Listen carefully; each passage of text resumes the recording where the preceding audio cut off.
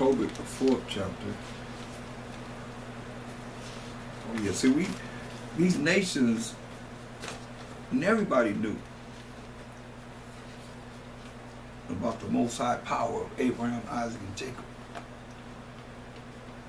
They feared the Most High. That's why he say, hey, he don't want the wrath of the Most High to come down upon his kingdom and him and his sons.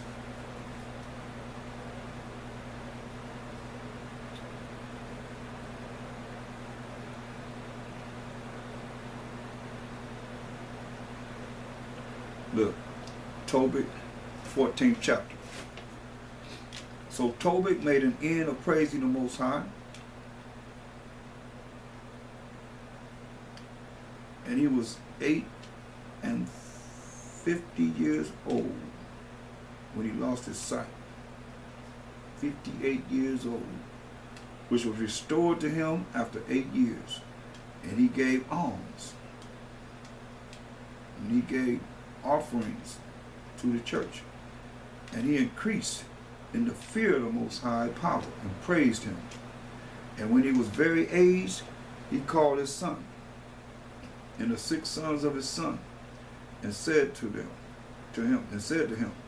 my son, take thy children, for behold, I am aged, and am ready to depart out of this life.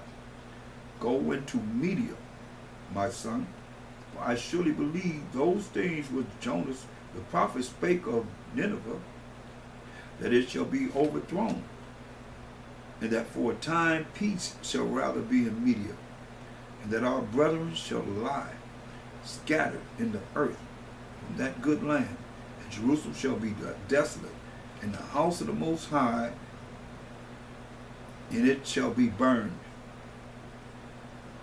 and shall be desolate for a time, and that again the Most High will have mercy on them, and bring them again into the land, where they shall build a temple, but not like to the first, not going to be like the first temple, until the time of that age be fulfilled.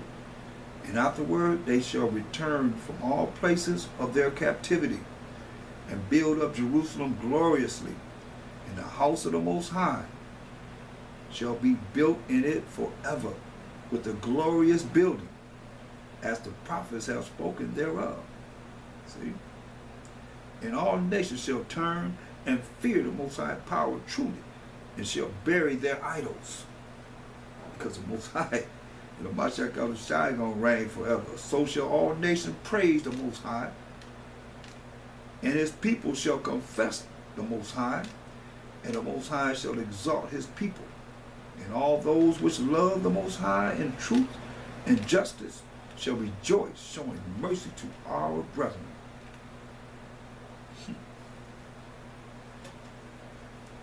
That's the kingdom. That's what we're working toward. Prophesying, I mean, everywhere you look, it's the same.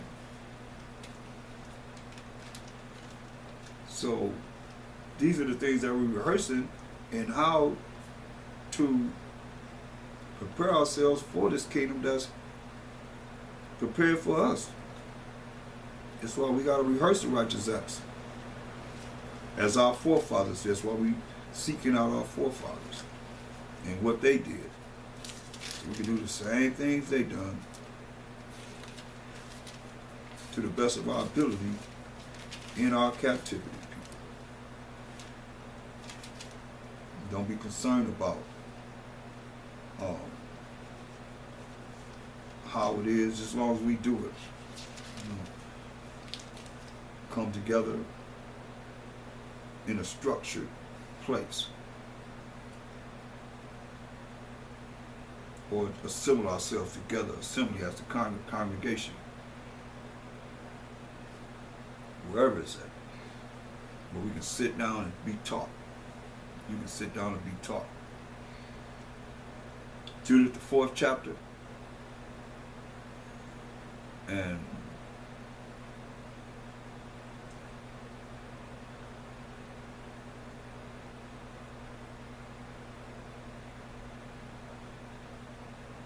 look at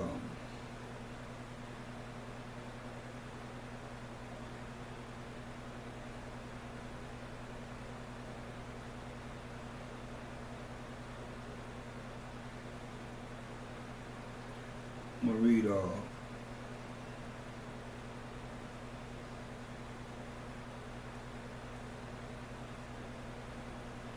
Judah 4 and 9. Then every man of Israel cried to the Most High with great fervency and with great vehemency did they humble their souls. It was crying to the Most High. That's the only time he had pity on us. Both they and their wives and their children and their cattle and every stranger and hireling and their servants bought with money, put sackcloth upon their loins, burlap. Thus every man and woman and the little children and the infants, inhabitants of Jerusalem, fell before the temple and cast ashes upon their heads and spread out their sackcloth before the face of the Most High. Also they put sackcloth about the altar and cried to the Most High power of Israel, all with one consent earnestly, that he would not give their children for a prey and their wives for a spoil. His wives, you were not but a spoil to the other nations, and the cities of their inheritors to destruction, and the sanctuary to profanation and reproach, and for the nations to rejoice at, to see our temple destroyed and defiled. So the Most High heard their prayers and looked upon their afflictions. For the people fasted many days in all Judea and Jerusalem before the sanctuary of the Most High Power Almighty. And Joachim,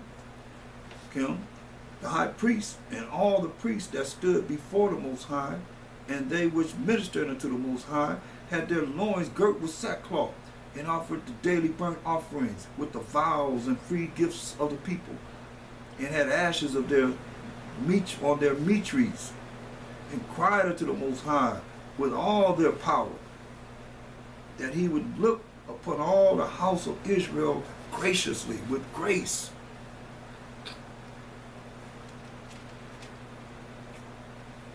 These are the answers that's right here. Can't happen with pride. All you got pride and don't want to do, they put ashes on their meat trees and cried unto the Most High. You can't cry to the Most High, you are prideful. And he ain't hearing you when you're prideful at any time, then you come back and want to be crying to him. Most High knows the spirits. He knows these spirits. Look at Judah, 5th chapter, 12th verse. Wait a minute, let me read verse 11. Therefore the king of Egypt rose up against them and dealt subtlety with them and brought them low with laboring and brick and made them slaves. Ramses II. Then they cried unto their power. Now we in captivity on the Egyptians. Then we cried unto the Most High, and he smote all the land of Egypt with incurable plagues, so that the Egyptians cast them out of their sight. That's when we killed all the firstborn males of every living male creature.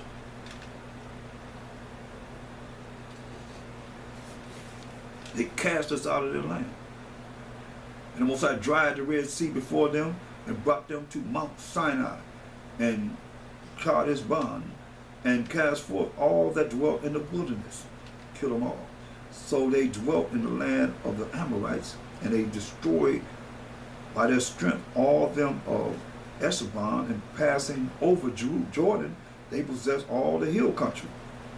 And they cast forth before them the Canaanite, the Perizzite, the Jebusite, the Sinemite, and all the Girgasites, and they dwelt in that country many days. And when they sinned not before their power, they prospered. And when they sinned not before their power, they prospered. Because the Most High power of Abraham, Isaac, and Jacob, that hated iniquity, was with them. But when they departed from the way which he appointed them, they were destroyed in many battles very sore, and were led captives into a land that was not theirs. And the temple of their power was cast to the ground, and their cities were taken by the enemies. See? You know why they cast our city, our temples to the ground? So we can come back. When we come back, we couldn't worship our power of Abraham, Isaac, and Jacob. These nations know this. Verse 19, but now are they returned to their power, and are come up from the places where they were scattered, and have possessed Jerusalem where their sanctuary is, and are seated in the hill country, for it was desolate. Now therefore my power and government, if there be any error in this people, and they sin against their power, let us consider that this shall be their ruin, and let us go up, and we shall overcome them. That's why we're in the condition we're in now, because these nations know this. That's why they got to sin. That's why you program to sin against each other, and sin against the Most High, and sin against each other, because all the law is built upon loving the Most High with all their heart, mind, and soul, and loving their neighbors thyself. He said, "Gonna put this in our minds." So for him to be able to put it in our minds, it's gonna take a lot of learning, a lot of your sacrifice of your time to get this, so you know. Because there come a time we're not going to be studying like this. You're not going to be able to get it like this. You're going to have to know it automatically. Well, too bad. Because we're not going to be able to teach each other. Those that know, they're going to know of the Most High, from the smallest to the greatest. But if there be no iniquity in their nation, let my power now pass by. Leave them alone. Let their power, the power of Abraham, Isaac, and Jacob, defend them, and their power be for them, and we become a reproach, a disgrace before all the world. Think they don't know that? They know. We don't know, because we too stuck on being Edomanized and don't even realize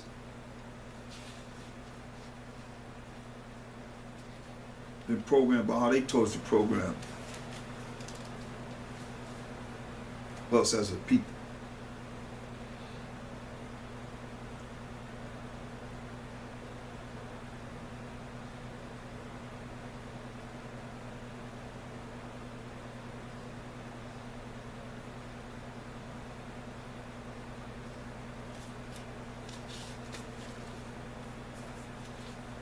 It's a big battle we gotta fight. We gotta gird up our loins like men and deal with this.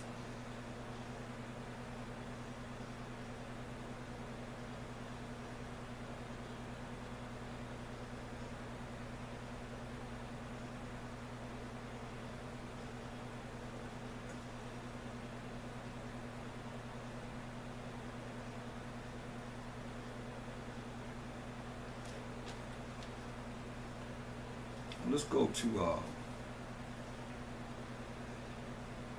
Ecclesiastes, because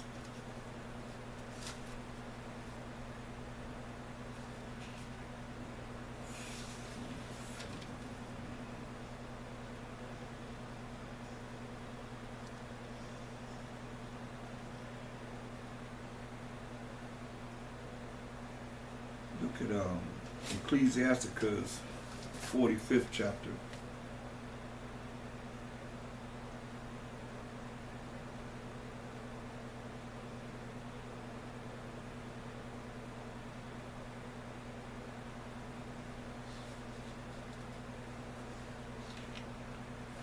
Start at verse 1. And he brought out of him a merciful man, which found favor in the sight of all flesh, even Moses, beloved of the Most High, and men, whose memorial is blessed. He made him like to the glorious saints, and magnified him, so that his enemies stood in fear of him. But his words he caused the wonders to cease, and he made him glorious in the sight of kings, and gave him a commandment for his people, and showed him part of his glory. He sanctified him in his faithfulness and meekness, and chose him out of all men.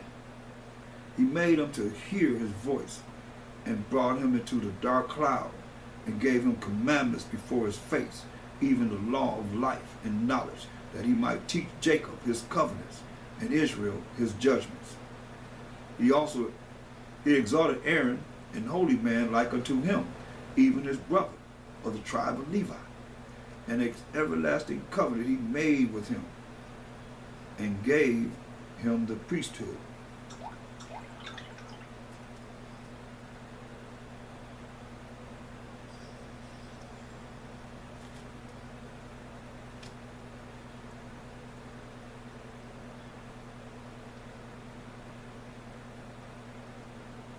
And gave him the priesthood among the people.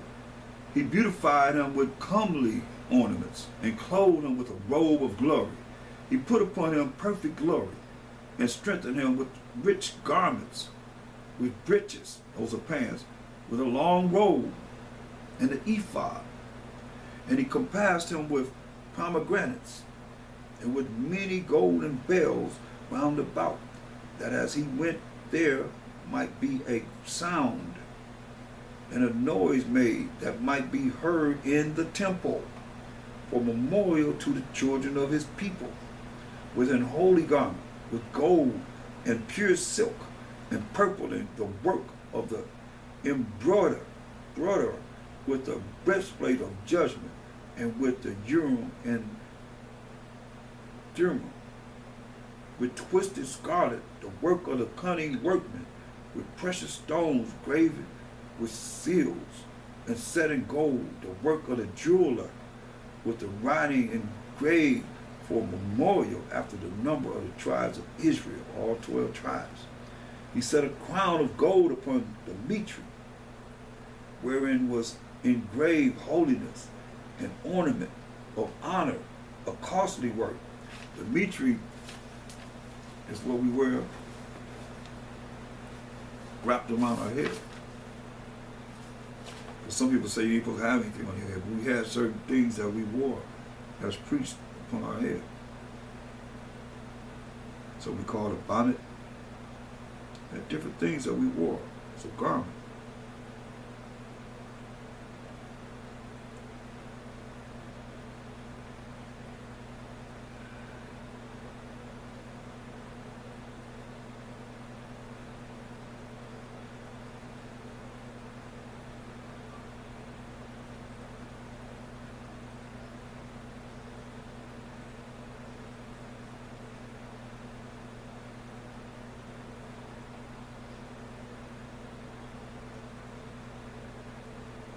Verse 12, he set a crown of gold upon the mitre, wherein was engraved holiness, an ornament of honor, a costly work, the desires of the eyes, goodly and beautiful. Before him there were none such, neither did ever any stranger put them on, but only his children and his children's children, perpetually. Their sacrifices shall be wholly consumed every day, twice continually. See?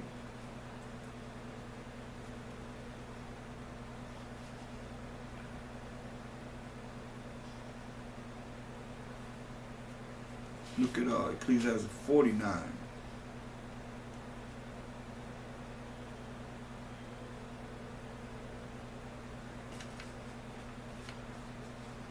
Ecclesiastes 49